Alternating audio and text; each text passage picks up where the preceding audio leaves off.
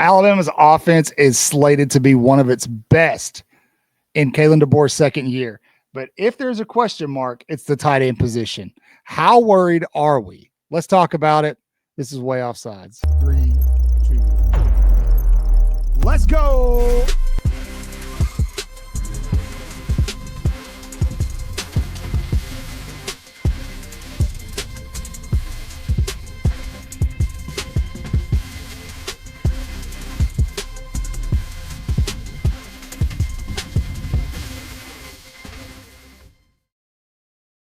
Good morning, good evening, good afternoon, whatever the case may be. Welcome to Way Offsides, where we do everything everybody else does, just a little different. We like to have a little bit of fun here at Way Offsides. You found a good home for your Alabama and college football information. So go ahead and do yourself a favor, subscribe, hit the notification bell, leave a comment below. If anything, just leave a big Roll Tide. We're going to be talking about Alabama's 2025 offense today. The expectations are through the roof for this offense, as Alabama has just named Ty Simpson its formal starting quarterback. They bring in offensive coordinator Ryan Grubb, who has shared many successes under second-year head coach Kalen DeBoer across their career together. And everybody's talking about depth charts and the offense and what they expect, including our good friend of the show, Clint Lamb from over there at Cover Crimson. Clint, I talked to him a good bit on the side. He's been on the show before, a guest on the show. Definitely a huge fan of Clint, and I personally don't think there's anybody better in the business who does this. And so he posted a projected offensive depth chart, which I'll link below.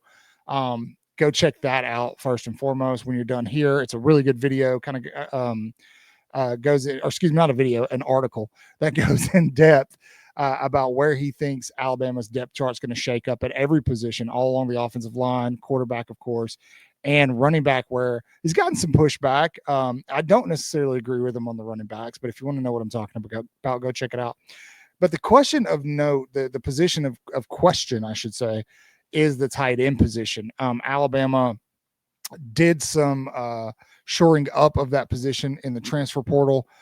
They go and get a couple of guys. Obviously, we all know they've been dinged up. Marshall Pritchett comes in, coming off of an injury, still walking around sometimes with that leg brace on. So there's some questions there at the tight end position and how Alabama is going to use that position in 2025. And Clint calls it the biggest question mark in Alabama's offense, and I don't disagree with him.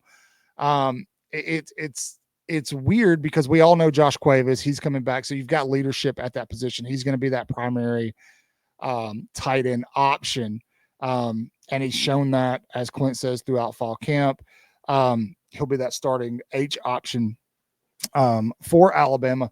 But after that, it's a little bit of a mess. And so I just kind of wanted to talk a little bit about the tight end position, how I expect Alabama to use them in 2025, as opposed to what they did in 2024. And where they can kind of shore some things up. In terms of depth, I feel like, obviously, like we said, Cuevas is going to be that H guy. When you start talking about the inline option, Danny Lewis, Dalton, guys like that will play.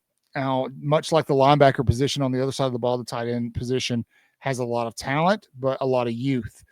And so what'll be interesting to me is to see how the tight ends are used primarily in the run game this year, because I feel like I feel like Alabama, even with Kalen DeBoer and Ryan Grubb, are going to want to run the ball.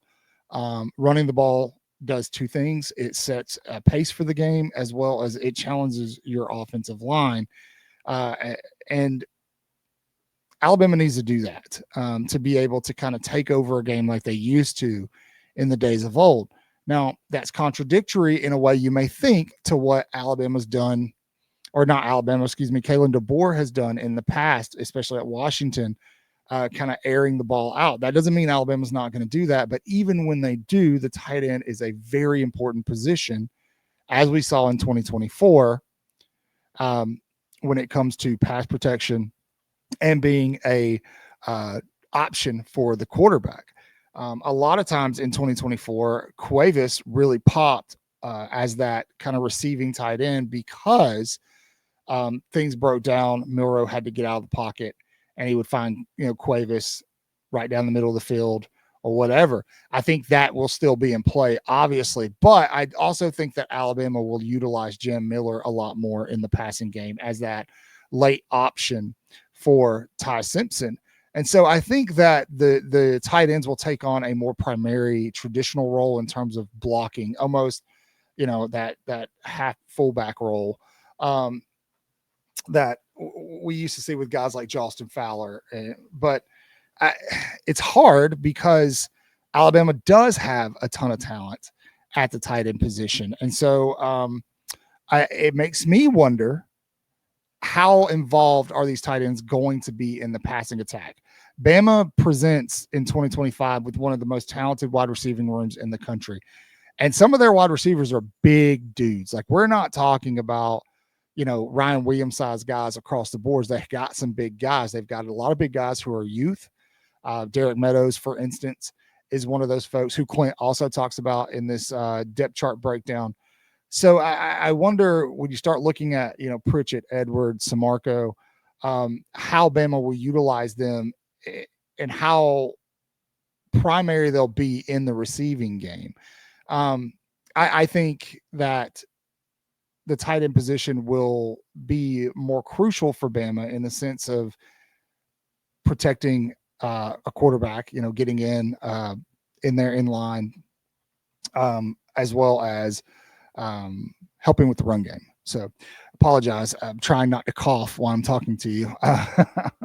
But in terms of Cuevas to me, he's shown out in the past. We all know what he can do. It's very reminiscent of those years with like Herb Smith Jr. and OJ Howard, right? They don't get the ball primarily, but they get it when kind of things are breaking down and you need somebody to step up and make a big play. OJ Howard, Irv Smith Jr. were really good at that. Cuevas did it a few times last year. So I see that being a little bit more of his role in the passing game in 2025. But in terms of the other guys, I really do think that a lot of them will work in that inline option, as Clint calls it. And Cuevas, there's got to be a guy that comes in and kind of fills in there because Cuevas has been a little dinged up. He's been limited. And so Marshall Pritchett is the other guy, but the same thing, right? Alabama's tight ends are dinged up. So it does make you wonder, like, is this a position that we really need to worry about moving through the season, at least early on? And I'm going to say no. I'm going to say no in the sense that, yes, they are very important and vital in pass protection and run blocking and the passing game. However, Alabama has so much talent across the board at the receiving position. I just don't know that the tight ends are going to get those receiving targets like we're used to. Jam Miller will be a big part of the pass protection this year. He has shown that he's grown in that area. So I think a lot more of that responsibility will fall on his shoulders. And so, no, I'm not terribly worried about the tight ends. It is, to Clint's point in his depth chart breakdown, it is kind of a little bit of I don't know, just because we haven't seen a lot of them out of camp. They brought in some guys who could be studs. We just don't know because there are, a lot of transfers coming in with Dalton, Samarco, and then everybody else is very young outside of Cuevas. So it'll be interesting to see how Ryan Grubb utilizes the tight end position. I think that primarily, as I think the tight end should be, they'll be used for blocking. But it's hard to imagine that they will just not throw to tight ends too, especially when that's kind of become the flavor of the month across college football. We've always thrown to tight ends, but it got really popular with Brock Bowers over at Georgia. And so we're starting to see that now. So I'd really like to hear your thoughts on it. Offensively, if you look at the offensive line, there's depth there. There is some youth when you kind of get to that second, third tier player. Wide receivers, kind of the same story. Quarterback, there's plenty of depth at quarterback. And we all know the running room is stacked. So how are you feeling about the tight end position? Let me know below. leave a comment. As always, say your prayers, read your Bibles, wash your hands, horns down. Beat Auburn and LSU and Tennessee too. Subscribe. Roll Tide.